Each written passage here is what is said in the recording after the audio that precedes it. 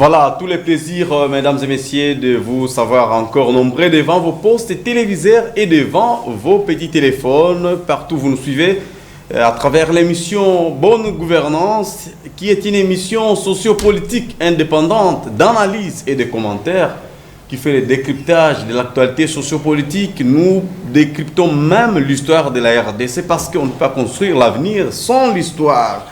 Bonne Gouvernance, aujourd'hui, je suis au plaisir de vous produire cette émission en compagnie de Jean-C Kisoka qui la réalise, et dans 3 différentes chaînes où vous aurez à suivre cette émission. Vous êtes en train de suivre cette émission, je suis heureux, mais aussi à vous qui êtes sur l'internet.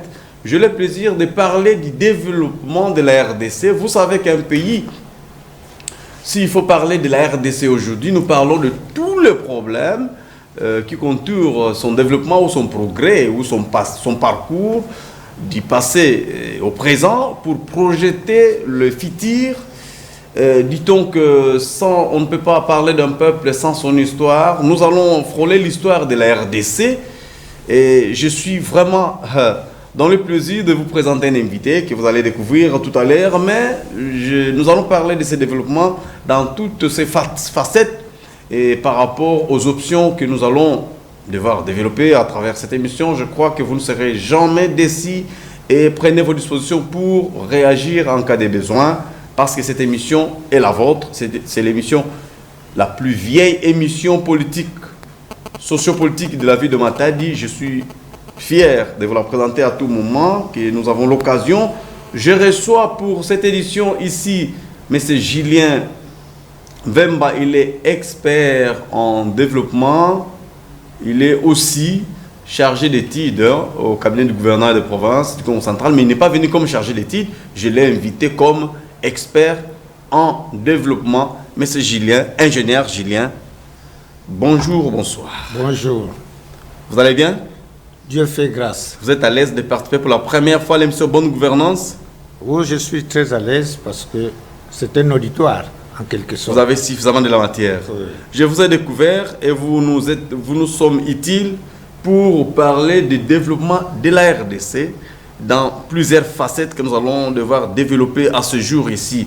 Déjà la grande question que je vais me poser, le pays était déjà avancé autour des années 60. Kasavubu héritait d'un pays avancé. La RDC était parmi les 4 pays émergents au monde. Aujourd'hui, nous sommes l'un des pays développés, même le pays le plus sous-développé parmi les pays les plus sous-développés de la planète, experts en développement. Quelle autopsie pouvons-nous faire de ce paradoxe du pays riche, du pays aujourd'hui sous-développé, partant de ce que Kasavubu nous a légué, ou tous ces qui sont passés, ou de la colonie, aujourd'hui, la position qu'occupe la RDC. Comment vous appréhendez la situation? Merci beaucoup.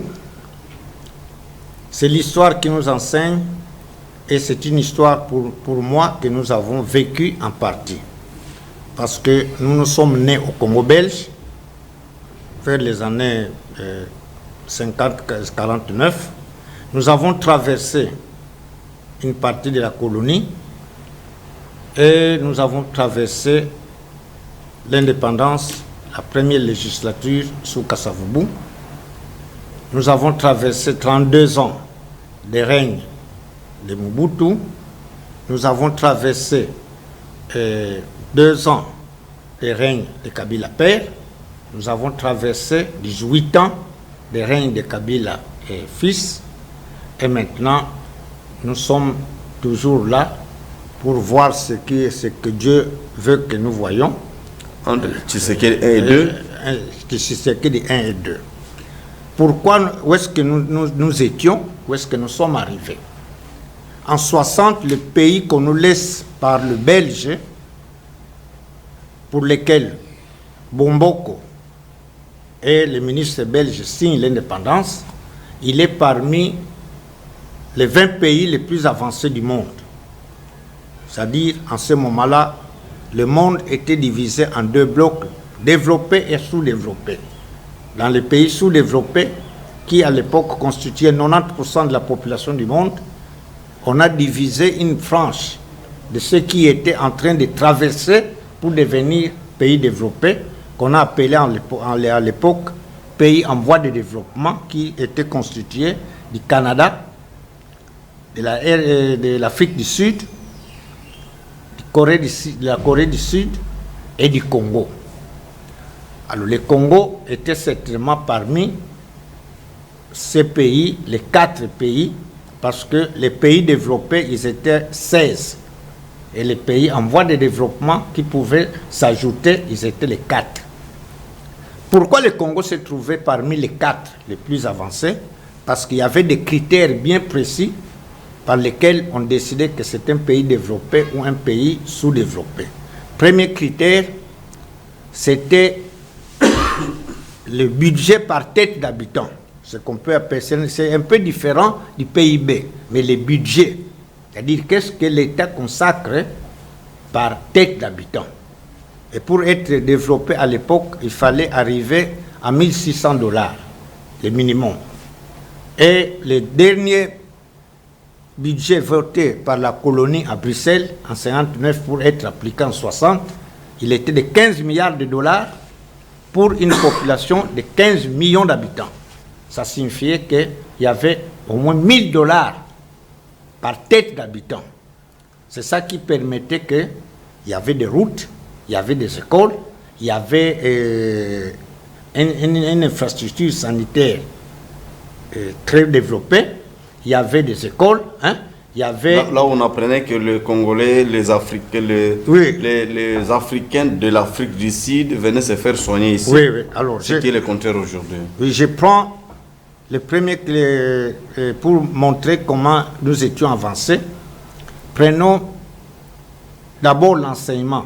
Nous avions le meilleur système d'enseignement primaire et secondaire de toute l'Afrique. Aucun pays ne pouvait se comparer au Congo. Oui. Souvenez-vous que les gens qui ont dirigé le pays dans les premières législatures étaient la plupart des gens des écoles moyennes. Et vous voyez quel niveau ils avaient. Des autodidactes. Des autodidactes, mais il y avait aussi quelques instituts supérieurs.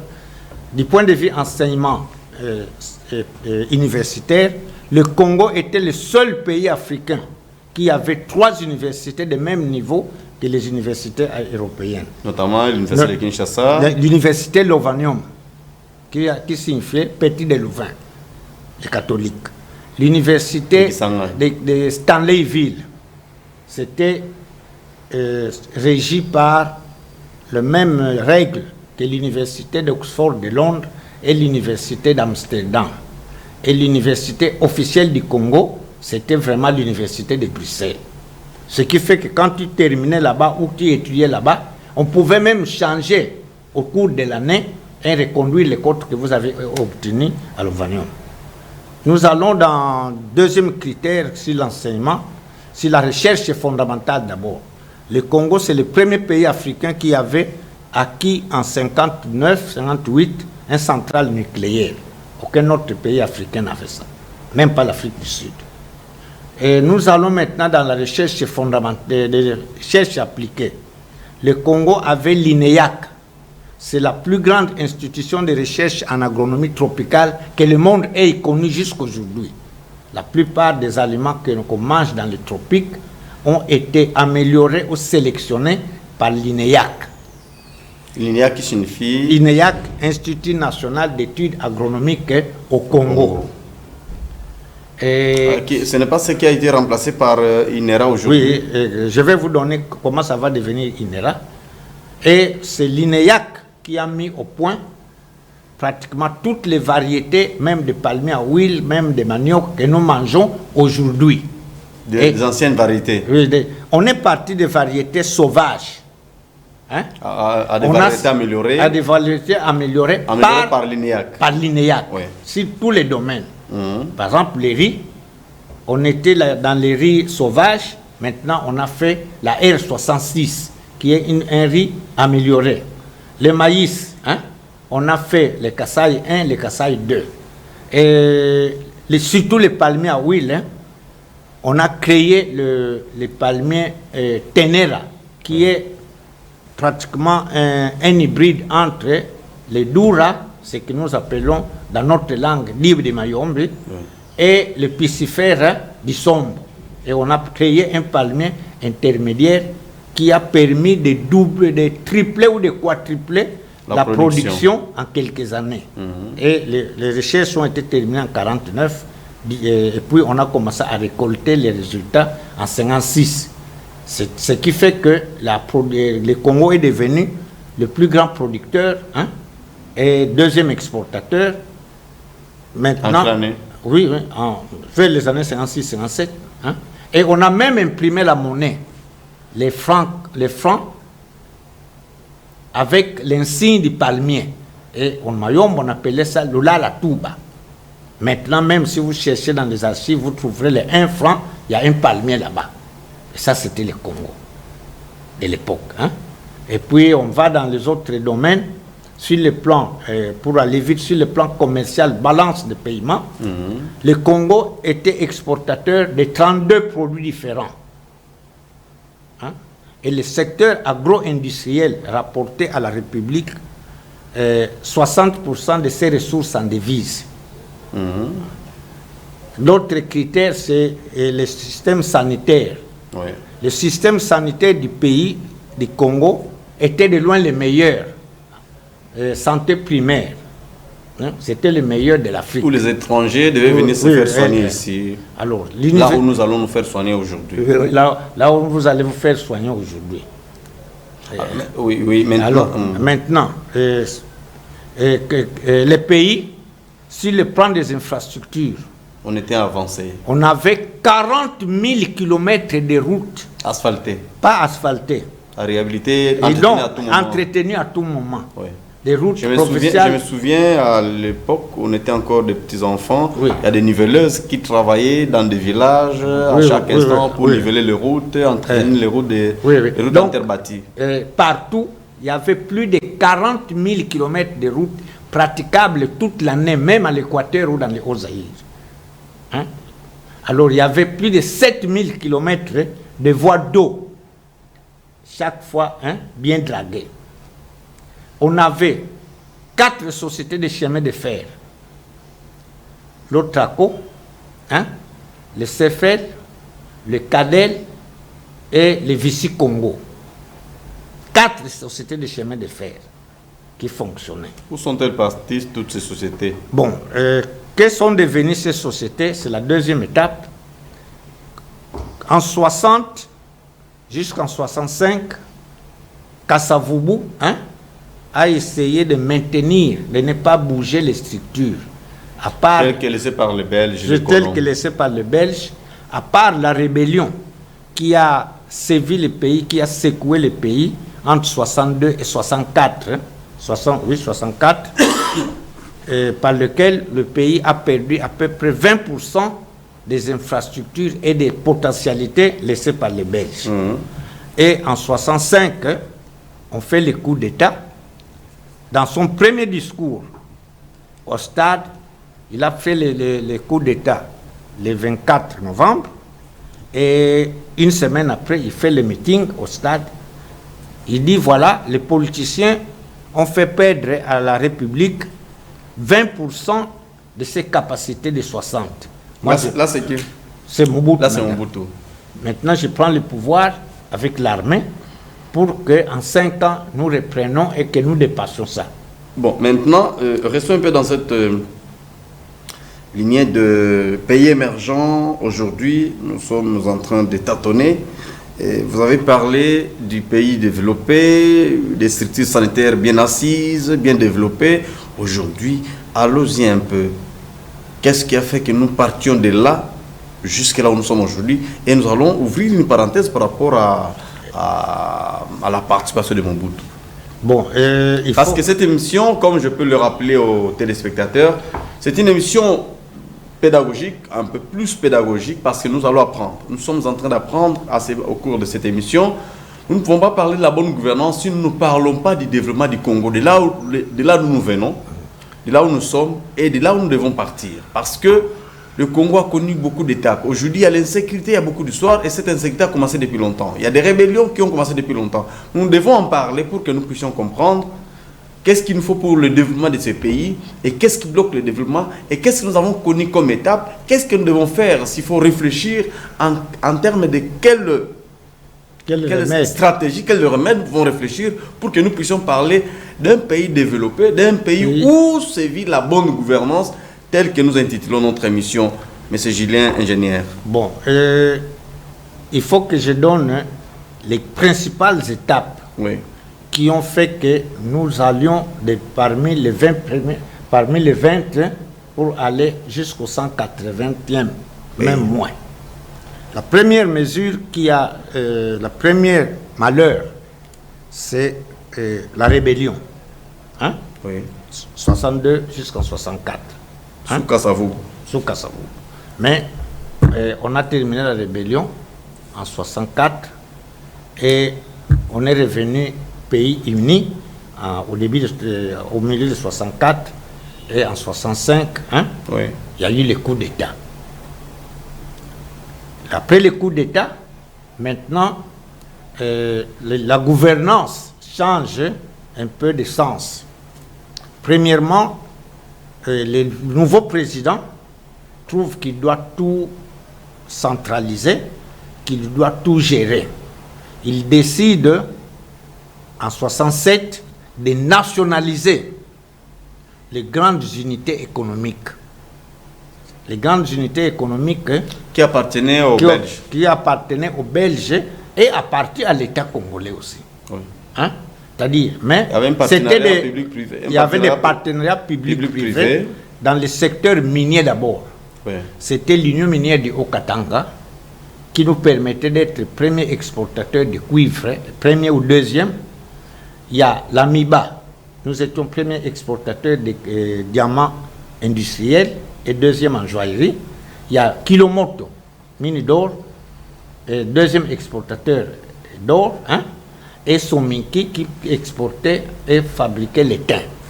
Maintenant, Mobutu décide de créer des sociétés d'État de monopole. Et il va dissoudre l'Union minière du Haut-Katanga, expulser les actionnaires étrangers, et maintenant on crée la Gécomine. C'est déjà le début du déclin de l'économie du Congo. Maintenant, dans les mines... Les fondements commençaient déjà à s'embraler. C'est ça qui embrale. Et dans les mines, il nationalise les 4 sociétés pour qu'il les gère lui-même. Et comme il était lui-même le président fondateur, c'est lui qui nomme, qui révoque, qui veut, qui utilise les revenus comme il veut. Nous allons dans le secteur des transports. Il dissout l'Otraco, il dissout les Cadel, il dissout Cefel, il dissout Vici Congo et il crée SNCZ. Qu'est-ce qui motivait sa raison de dissoudre toutes ces sociétés? C'est pour avoir le contrôle de tout. Pour avoir le contrôle de tout. Nous allons maintenant dans le secteur de l'énergie. Il y avait plusieurs barrages, plusieurs sociétés qui produisaient l'électricité et les vendaient. Pas comme aujourd'hui qu'on a que la SNEL. Attention, c'est un élément important. Parce que nous avons toujours lutté par rapport à cette question de la privatisation de la SNEL, qui est jusque-là sur papier. Il fait que nous souffrons encore de cette question de l'énergie, de la desserte en énergie électrique, et puis de l'eau potable, parce que apparemment il y a une privatisation qui ne dit pas son nom. À ce temps-là, c'était déjà privatisé, ou sinon c'était tout. C'était des sociétés, on appelle ça des sociétés para-étatiques. Para-étatiques, oui. C'est-à-dire, l'État avait ses parts, mais la grande partie, les actionnaires majoritaires étaient des blancs et des sociétés, et même des assurances, des banques. Hein? Prenons la régie des eaux, pour la régie des eaux pour l'eau, et Cometric pour l'électricité. C'était le groupe communière qui était l'actionnaire le plus important. Le groupe communière appartenait à des juifs qui avaient des barrages, qui avaient tout, hein, et qui géraient le secteur l'énergie comme on appelle ça. Les secteurs des transports, hein, la CADEL était la société la plus importante. C'est toujours un peu en rapport, c'était plus la Société Générale de Belgique qui était le principal actionnaire de tout ça. Et maintenant, quand ils nationalisent ça, on confie... À cette époque-là, ça ne gênait même pas l'État qu'on ait beaucoup de sociétés qui faisaient la même chose. Oui, non. Ce n'était même pas au nom de la privatisation, mais seulement l'État en a créé autant. Oui, non, normalement, si on était sérieux, on pouvait créer, mais ne pas prendre les biens des gens. Oui. Parce que le plus grand péché que nous ayons commis, et qui explique même la débâcle aujourd'hui, c'est que nous avons pris, par exemple, prenons la régie des eaux, hein, oui, et la Comectric, qui appartenait en grande partie, en 90 ou 70% de parts, au groupe communiaire, qui sont des juifs. Maintenant, nous nationalisons ça et nous faisons une société d'État, de monopole. Quels sont devenus leurs parts là? Leurs parts, on les avait chassés simplement. C'est ça qui est arrivé. Non? Ils ont perdu leur part là qu'ils avaient. Ils ont perdu leur part, c'était devenu des sociétés d'État à monopole, donc des monopoles. La société de surveillance suisse, CGS qu'on appelait ça, c'est elle qui avait les appareils pour surveiller, pour doser, pour certifier des marchandises. Et on a créé l'OSAC, Société d'État à monopole. Et personne d'autre ne peut faire ça. Nous allons dans les assurances. Le plus grand assureur au Congo, c'était Charles Lejeune, hein, qui assurait la Société Générale de Belgique, qui assurait beaucoup. Hein, et on crée la SONAS, hein, comme seule société d'État, de monopole. Et tous les grands secteurs, les gens doivent distinguer clairement la nationalisation qui est arrivée en 67, hein, et la zaïrianisation qui est arrivée en 72-73. Ce sont deux choses différentes. Première mesure, nationalisation, ce sont les grandes unités, ouais, qui sont nationalisées, qui deviennent congolaises, et où il peut nommer le PDG qui veut, où il peut nommer qui veut. Et la zaïrianisation, parce qu'apparemment il y a une corrélation entre la... Zaïrianisation, c'est autre chose. Maintenant, quand il a nationalisé, qu'il a toute l'économie entre les mains, il commence... Il a le contrôle de tout. Tout. Il nomme qui il veut, il relève qui il veut. Alors maintenant, un événement va arriver, il est réélu comme président en 70. Et il fait le tour du monde, il va en Chine, où il trouve Mao Tse-tung et l'empereur du Japon, hein, qui sont pratiquement adorés, et Kim Il-sung, qui sont adorés par leur peuple. Et lui, il veut aussi être adoré. Et pour être adoré, il faut que vous soumettez les gens. Alors pour les soumettre, hein, première mesure qu'il va prendre, hein, que ces conseillers vont nous dire, hein, c'est de nationaliser l'enseignement primaire et secondaire en 1970.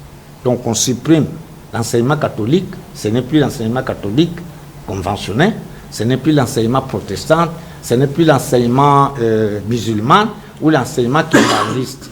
C'est l'enseignement national seulement, où va rester seulement pour... On va supprimer même les cours de religion. On va presque interdire.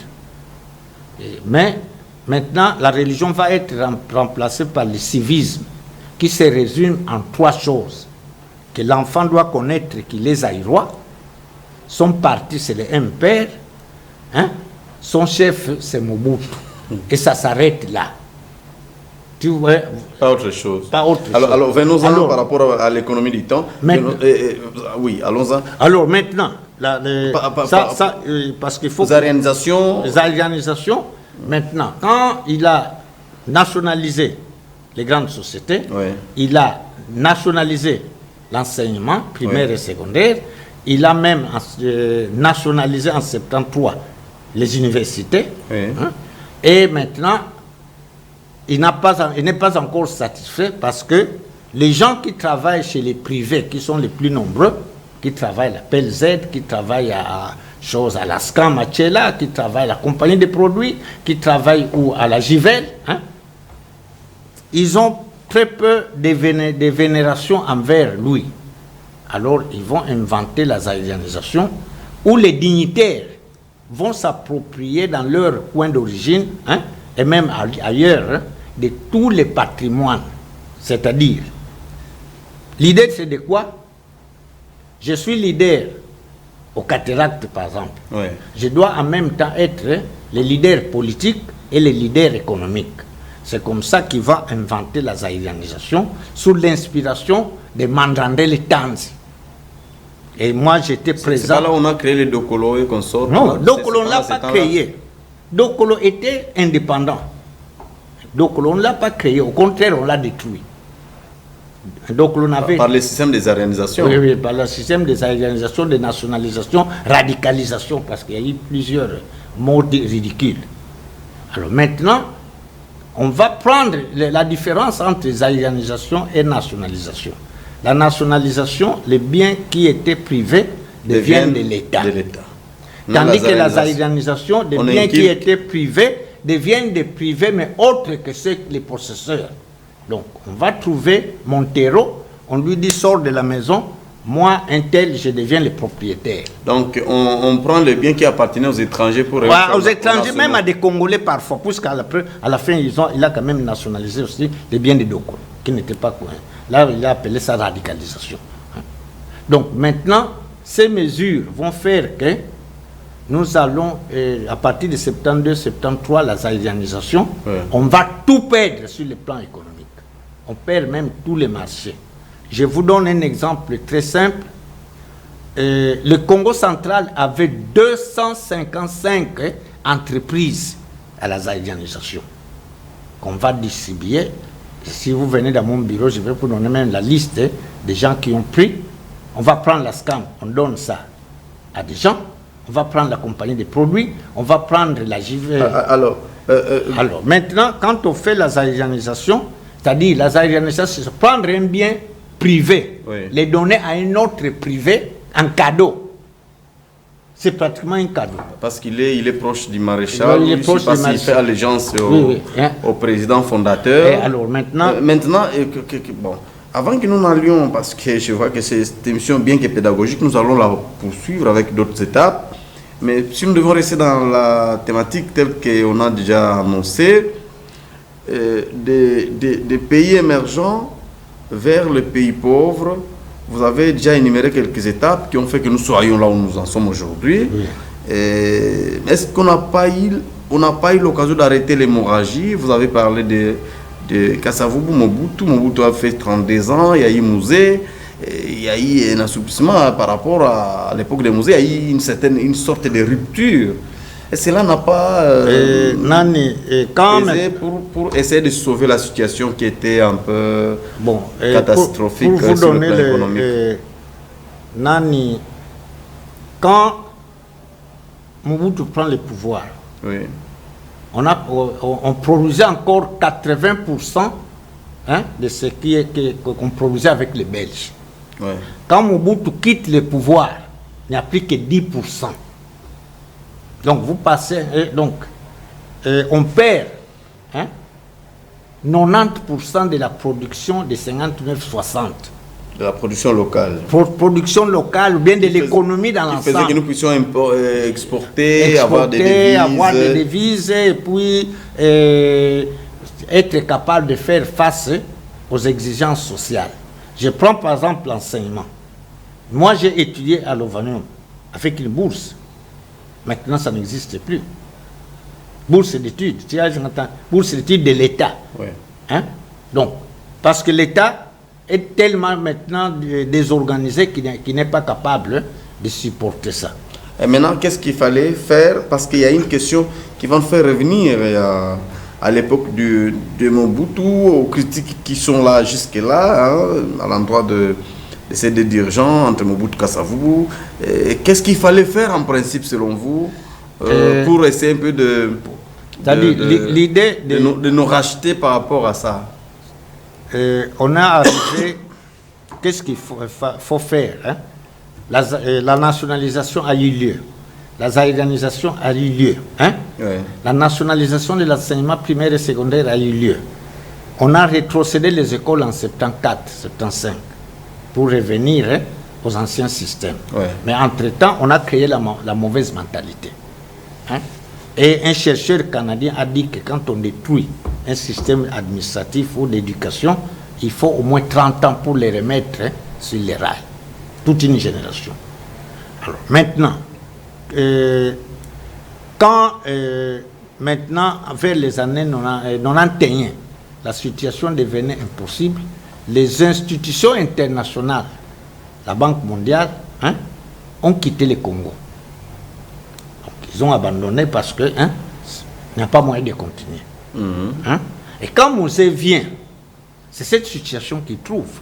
Sur les 40 000 km de routes qui existaient, la praticabilité était devenue de moins de 10%. Vous êtes de Sanga Sud. Vous ne pouvez plus aller à Sanga Sud en VW. Impossible. Impossible. Et la route nationale numéro 1, on commençait à faire même une semaine en cours de route. Et le train, n'en parlons pas. Donc, maintenant, est-ce qu'il y a moyen de corriger? Ou est-ce qu'il y a eu des initiatives visant à corriger ces erreurs? Ou sinon, les initiatives qui sont tout le temps prises sont-elles efficaces pour qu'on revienne, que la situation revienne à la normale et qu'on parle d'un Congo où la bonne gouvernance... Oui, quand vous allez sur une route, que vous arrivez à la bifurcation, vous vous êtes trompé. Vous allez dans une mauvaise direction. Il faut revenir à la bifurcation pour prendre la bonne direction. On doit revenir où? On doit revenir, premièrement, à un niveau d'éthique et de morale. Ce qui est difficile. Ce qui est difficile. Malgré la théorie... d'éthique et de morale. Savoir que c'est un bien commun. Deuxièmement, faire l'état des lieux et savoir qu'est-ce que j'ai perdu. Vous arrivez, ton père est mort, tu étais en ville, tu viens trouver la parcelle a été détruite. Qu'est-ce que tu fais? C'est de faire la fondation. Et vous devez commencer par faire la fondation. Nous devons refaire la fondation. Nous devons refaire la fondation. Et la fondation, la grande fondation, c'est premièrement l'éducation. Ouais. Mais aussi, les systèmes éducatifs congolais, à l'époque, on était dans un système de pays, comme vous le dites, pays émergents, en voie de développement, et qui avait une certaine avancée par rapport à l'existence du pays. Maintenant, avec les enjeux, vous avez parlé de Mao Tse-tung, qui a mis en place un système qui a fait que l'ingénierie a eu une ampleur assez considérable en Chine, ce qui fait qu'aujourd'hui, la Chine est l'un des pays les plus pollueurs au monde par rapport à l'existence des usines. Ils ont beaucoup inventé. Mais vous ne pensez pas que les systèmes éducatifs aussi, s'il faut parler d'un pays qui doit émerger, les systèmes éducatifs déjà pèsent sur les slogans émergents, ce que nous souhaitons, parce qu'avec un système presque à l'européenne, puis qui ne tient pas compte des objectifs du millénaire, ou sinon des objectifs à un pays qui doit se développer. Les systèmes éducatifs actuels. Et même en Europe, ils ont un système éducatif qui leur permet d'avancer. Moi, j'ai eu l'occasion de visiter beaucoup de pays. En Europe, par exemple, le système éducatif de l'Allemagne. C'est à nous d'adapter, de dire, voilà, de connaître quelles sont nos priorités. Maintenant... Oui, nos priorités, faut maintenant, inventer. Il n'y a pas de planification par rapport aux besoins. C'est-à-dire qu'on éduque les gens, on va à l'université sans savoir qu'est-ce qu'on vise. Tu vois? Quel est le secteur dans lequel nous voulons plus former les enfants? Pour qu'ils fassent quoi? Aujourd'hui, à Matadi, par exemple, je peux le dire, il y a plus d'instituts supérieurs que d'écoles secondaires sérieuses. Pour former les théories. Pour former quoi? Pour former qui? Donc, si on doit aller dans l'éducation... Pour quel résultat aussi? Pour quel résultat? Normalement, la planification de l'éducation commence par dire, voilà, nous, le Congo central, parce que chez nous, nous avons plus besoin de former des gens qui maîtrisent parce que le Congo central, c'est un pays, c'est une province à vocation agricole. Et secondairement minière. Donc il faut former les enfants dans le sens de l'agro-industrie. Oui. Et secondement, dans le sens des choses de l'agro-industrie et puis dans le sens des mines. Oui. Et maintenant, il y a même un peu de pétrole. Maintenant, si je vais à l'éducation ou bien au ministère du Travail, en Allemagne, si tu vas là-bas, on va vous dire que dans 10 ans, nous aurons besoin d'autant d'ingénieurs dans tel domaine. Et on va faire la planification en fonction de la demande. De la demande. Pour qu'on n'ait pas un pléthore de chômeurs, tout ça. Et puis, soigner la qualité de cette éducation. Avoir les infrastructures nécessaires pour pouvoir former ces gens-là. Et les rendre utiles aussi. Et les rendre utiles. Donc, premier palier, il faut refaire l'éducation, avoir des objectifs, connaître qu'est-ce que nous visons, qu'est-ce que nous voulons avoir. Bon, on fait une petite marche en arrière. Nous allons parler du développement aujourd'hui sur développement agro-industriel, parce que c'est ce qui nous intéresse aujourd'hui. On veut redonner de la valeur à l'agriculture pour qu'on parle du développement et pour essayer un peu d'oublier les matières premières qui font de nous un pays convoité. J'ouvre une petite parenthèse qui nous amène à la politique. Kasavubu, qu'on a toujours traité de, pas vaurien, mais de quelqu'un, de traître, de tout le monde qui n'a pas su maintenir le pays, ce qui a poussé Mobutu au coup d'État. Mais Kasavubu a perdu les Katanga à un moment. C'est comme aujourd'hui, nous avons perdu dans un peu de temps ici 2 provinces, que la diplomatie est en train d'avancer un peu pour que le Congo soit encore et toujours unifié. Mais Kasavubu a connu les mêmes problèmes, apparemment, ou pratiquement, lui, jusqu'à ce que Katanga produise sa monnaie. Oui, et c'est seulement Katanga, il y a pas mal les pays étaient déchirés, mais Kasavubu, par sa magie de la gouvernance, puisque nous parlons de la bonne gouvernance, il a su réunifier le pays. Nous pouvons nous servir de ces atouts pour que nous parlions aujourd'hui de l'unification du pays, parce qu'on n'en parle pas. Oui, en 63-64, le Congo laissé par les Belges n'existait plus. 63, c'est tout, vers la fin 63. Il y a la République démocratique du Congo, réduite à la ville de Liépoldville et la province du Congo central. Qui était géré par Kasavubu. Tout ce qui était géré par Kasavubu. C'était Kinshasa et puis Congo central. Les Bandundu, les grands Bandundu, l'Équateur, la province orientale, les Kivu étaient dans la rébellion. Oui. Les Katanga étaient dans la sécession. Les Kasaï aussi. Mais... avec le président autoproclamé. Oui.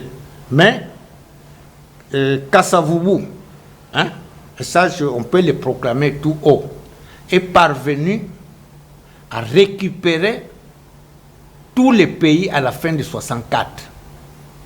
Quel était le mécanisme? Oui. C'est la question pour que nous puissions emboîter les pas. Et Nani 63, la rébellion est au sommet. Mais on va créer l'OIA par Fouet-Boigny, par les Fouet-Boigny, Sédar Senghor, Elie Selassie, Jomo Kenyatta, tout ce monde-là. Et Kasavubu se rend à Addis Abeba. Les gens de la rébellion, Kbenye, Soumialo, et Mandungu, qui géraient maintenant, qui ont proclamé les républiques populaires à Kisangani, se rendent là-bas, ils disent que c'est eux qui doivent représenter parce qu'ils tiennent 60% du territoire. Mais c'est à cause de la personnalité de Kasavubu. Oui. La situation avait duré combien de temps qu'ils ont tenu le pays, les 70%? Oh, c'est de 62 à vers 64, vers 1964. Oui. Hein? Ah oui, alors maintenant... Maintenant, quand ils se rendent là-bas à Addis Abeba, Kasavubu, qui est une personnalité supérieure, puis on peut le dire, hein, va être adopté par ses pairs, Léopold Sédar Senghor, Jomo Kenyatta, Houphouët Boigny, Julius Nyerere, hein, tous ces mondes-là qui ont un point commun avec Kasavubu, que ce sont des chrétiens. Et ça, c'est une dimension importante, c'est-à-dire que c'est l'éthique, la justice. Ils vont dire que est membre cofondateur de l'Union, de l'unité de l'organisation de l'unité africaine, c'est lui qui a reçu l'indépendance entre les mains des Belges, enfin, entre les mains des colonisateurs. Et pour le Congo, c'est Kasavubu. Hein? C'était pas fait exprès pour sauver la peau de Kasavubu. Mais, oui, mais c'est quand même bien. Pourquoi ils ne le font pas pour sauver les peaux des autres? Mais parce que on savait que Kasavubu, c'était, hein, il a des relations personnelles, il a un charisme, hein, il est honnête. Ouais. Tu vois, surtout, il est honnête. Alors, maintenant, cette décision-là, que n'est membre cofondateur que celui qui a reçu l'indépendance, hein, d'entre les colonisateurs, ouais, et puis que les frontières héritées le jour de l'indépendance, ce sont les nouveaux pays, a été transmise, hein, à l'ONU. Et l'ONU s'est impliquée pour faire respecter la volonté des chefs d'État africains. C'est comme ça qu'on va envoyer le secrétaire général Dak Machor, qui va même trouver la mort ici. Hein? Et maintenant, les Belges abandonnent, hein, le soutien à Tchombe et à Kalonji Tunga. Et Tchombe, hein, oui, Tchombe, qui a proclamé l'État qui avait déjà qui a fait la sécession katangaise, qui avait l'armée la plus forte de l'Afrique à l'époque, avec les Diabos, les ex-gendarmes katangaise. Avec l'appui des soviétiques Non, lui n'était pas dans le... Lui, c'est l'Occident. Oui. Tchombe, c'est typiquement Occident. Il avait la grosse industrie, il fabriquait même des armes. Même la monnaie. Il avait sa monnaie, donc il avait tous les attributs. Oui. Mais on lui dit non, il faut rentrer avec Kasavubu. Et il y a eu la conférence. Là, c'est sur le membre permanent de l'unité, de l'organisation de l'unité africaine qui a fait la recommandation. Oui. Hein? Et l'ONU va appliquer ça. Et on va réconcilier Kasavubu avec Tchombe. Avec Tchombe. La mesure était contraignante pour Tchombe ou c'était une mesure de réconciliation? Bon, mais quand même, Tchombe respectait Kasavubu. Oui. C'est pourquoi il a accepté. En dépit de tout ce qu'il avait fait. Hein, parce qu'il trouvait qu'on peut travailler avec Kasavubu.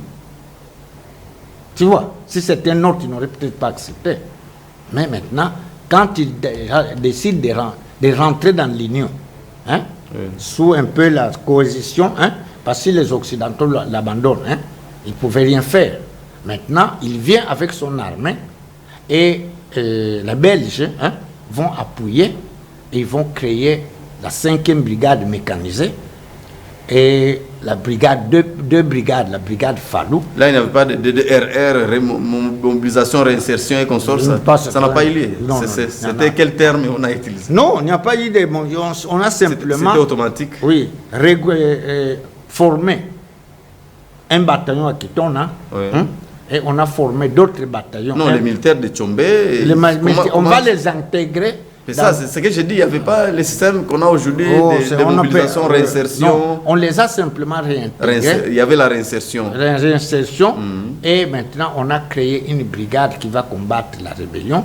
C'est la 5e brigade mécanisée. C'était maintenant quelle rébellion qui restait à ce temps-là? Comme quand Tchombe a rejoint Kasavubu. Il n'y avait plus. Quand Tchombe rejoint Kasavubu, oui, maintenant c'est Tchombe et Kasavubu qui vont terminer la rébellion. Tchombe, quand il est rentré... La rébellion qui était tenue par qui à ce temps-là maintenant? Kizenga. Kizenga était encore dans la rébellion, oui, quand même Tchombe a rejoint Kasavubu. Oui. Kizenga, c'était une parenthèse assez importante. Soumialo, Christophe Kibenye, hein, qui tenait une bonne partie du pays. Nous allons revenir par rapport à ces détails. Mesdames et messieurs, nous parlons du développement du pays, la RDC.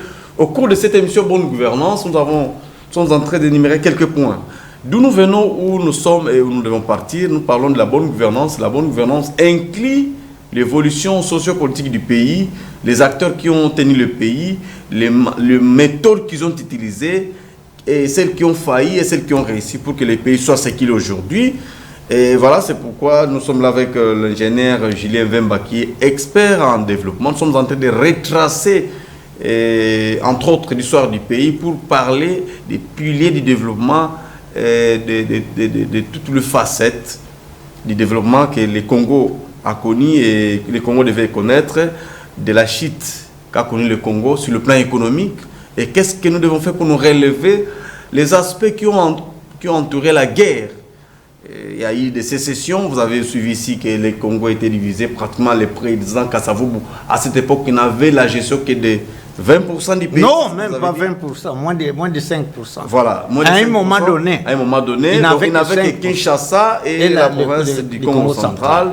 Parce qu'il était, on traite parfois Kasavubu des fédéralistes, mais d'une part, il était devenu nationaliste. Oui. Comment vous conciliez ça un peu? Parce qu'on reconnaissait en lui l'esprit du fédéralisme. C'est-à-dire, Kasavubu est un nationaliste fédéraliste. Il dit nous restons une nation, hein, mais chacun pouvait gérer, se développer. Et qui avait combattu ce système? Parce que c'est parmi les aspects du sous-développement que nous avons aujourd'hui. Le monde a combattu ça. Bah, et eux, c'était la tendance totalitaire. C'est-à-dire que l'éveil des indépendances des pays africains, asiatiques et même Amérique du Sud, c'était la période de la guerre froide. Et le monde communiste cherchait à faire basculer les anciennes colonies de leur côté. Oui.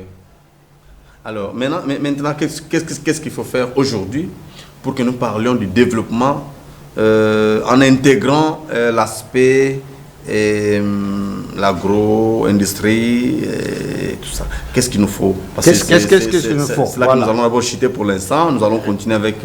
Les 60%, 70% pour le Bas-Congo, par exemple, hein, vivent en milieu... Le Congo central, c'est le milieu rural. Oui. Donc, la première chose prioritaire, c'est de refaire les infrastructures dans le milieu profond. C'est-à-dire les routes, hein, les infrastructures sanitaires, hein, les infrastructures industrielles. Alors, pour moi, j'ai écrit même un document de 113 pages, hein, que tu peux lire. Il faut retourner, la technologie doit retourner au village. C'est ça mon idéal. Hein. C'est-à-dire chaque secteur, hein, doit avoir une vocation précise et une industrie pilote. Avec quelle technologie? Technologie occidentale ou même n'importe, hein, c'est pourvu qu'une usine reste toujours une usine.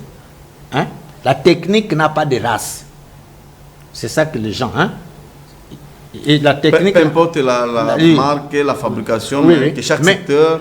Pour moi, chaque secteur, hein, il faut une industrie pilote. J'ai écrit ça. Chaque secteur ou chefferie sous d'autres cieux. Oui, chefferie sous d'autres cieux. Parce que nous sommes suivis à travers le monde aussi. Alors maintenant, je prends un exemple. Nous avons 55 secteurs. Hein? Pour le Congo central. Pour le Congo central. Parce que nous parlons de la RDC, il y a des gens qui nous suivent qui ne sont pas du Congo central. Moi, je préfère d'abord parler du Congo central. Oui, allez-y rapidement. Prenons Sanga Sud, votre secteur. Oui. Hein? Quelle est la culture porteuse qui est la plus pratiquée? Hein? C'est le riz. C'est le riz. Donc, pour moi, si on doit le riz, hein, et la banane. Oui. Hein? Le manioc. Le manioc. Oui. Donc, il faut développer une industrie à Tsanga Sud même. J'étais contre quand on a tout mis à Lukula. Pour moi, il faut mettre à Tsanga Sud et puis aller dans les villages. Et moi, la première transformation doit se faire, hein, dans le milieu rural. Où on produit. Où on produit. Merci beaucoup. Hein? Donc, retenez cette phrase. Oui. Hein? Ramenons la technologie au village. Une industrie agroalimentaire, au moins une industrie agroalimentaire pour chaque secteur. Et autour de ça, on peut tout développer. Merci beaucoup. Merci, nous sommes arrivés pratiquement à la fin de l'émission. Nous avons parlé de développement. On a chuté par ces points. Au moins, développer chaque secteur. Chaque secteur. Chaque chefferie. La base du développement pour moi. Ce qui va inclure la réhabilitation des routes. C'est l'émission Bonne Gouvernance. C'est ici que nous bouclons cette émission, mesdames et messieurs. Nous avons parlé de beaucoup de sujets, mais nous avons mis l'accent sur le développement de la RDC. Nous avons retracé quelques époques sociopolitiques, économiques, qui ont concouru pour que le pays soit ce qu'il est aujourd'hui. L'émission Bonne Gouvernance, vous avez le numéro qui est affiché au bas de l'écran. Vous avez des réactions, n'hésitez pas de nous appeler pour que vous puissiez intervenir. Merci à Jancy qui m'a aidé à réaliser cette émission. Merci à tous, à chers téléspectateurs, internautes qui suivent cette émission de partout. Vous nous êtes à travers la province, les pays ou le monde entier, vous nous suivez. Et nous fixons rendez-vous prochainement avec le même plaisir. Au revoir.